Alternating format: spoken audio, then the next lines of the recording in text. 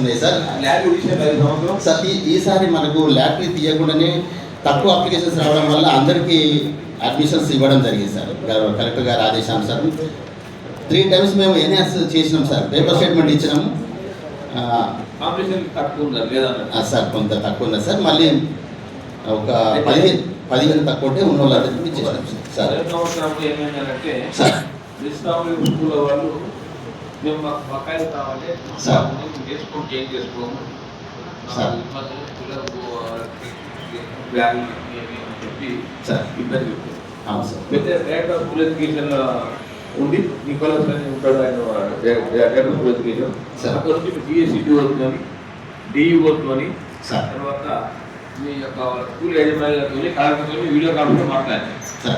డబ్బులు పికప్ అవుతాను అది మీరు మాత్రం చేయండి, మా పిల్లల మధ్య ఇబ్బంది అవుతుంది, అది మంచి స్కీమ్, పేద పిల్లలకు స్కీమ్ అని చెప్పి నేను మాట్లాడి అప్పుడు డిస్ట్రిక్ట్ సీఎం గారితో మాట్లాడి రిలీజ్ చేసి అవును సార్. మళ్ళీ మొన్న కూడా వచ్చాక కూడా సీఎం గారి నుంచి వాళ్ళకి 12% రిలీజ్ చేపిస్తాను. అవును సార్.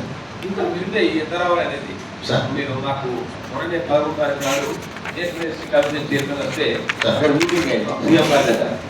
మీటింగ్ అయినప్పుడు సీఎం గారు చెప్పింది ఏంటంటే మేమందరం కూడా మాకు ఐపవర్ కంపెనీ మీటింగ్ కావాలి సార్, మాకు మీ సీఎం గారు చేస్తున్న మీటింగ్ కూడా కావాలని చెప్పారంటే సీఎం గారు అప్పుడే వాళ్ళకి అధికారులు చెప్పాడు సార్, మీరు ఈ నెలాఖరుకు ఏదో డేట్లో పెట్టుకోవాలంటే 24 తారీఖు 20 తారీఖు రోజు పంపారు సార్. ఏదో డేట్ ఫిక్స్ అవుతున్నారు. ఈ రోజు మీరు ఏం చేయాలంటే సార్ మన జిల్లాలో ఎస్సీ హౌసింగ్ స్కూళ్ళకు ఎంత పేమెంట్ కావాలి సార్, ఒకటి ఎస్సీ ఎస్టీ కేసులో మన విక్టిమ్ స్టేట్ ఉంటే ఎంత అమౌంట్ జిల్లా పెండింగ్ ఉన్నది సార్, ఇంటర్ క్యాస్ట్ ద్వారా ఎంత పెండింగ్ ఉన్నది సార్, విదేశీ విద్యార్థి పట్ల ఎంత పెండింగ్ ఉన్నది.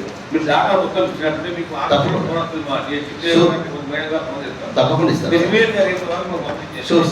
మీటింగ్ లాస్ట్ వీక్ ఉంటుంది కనుక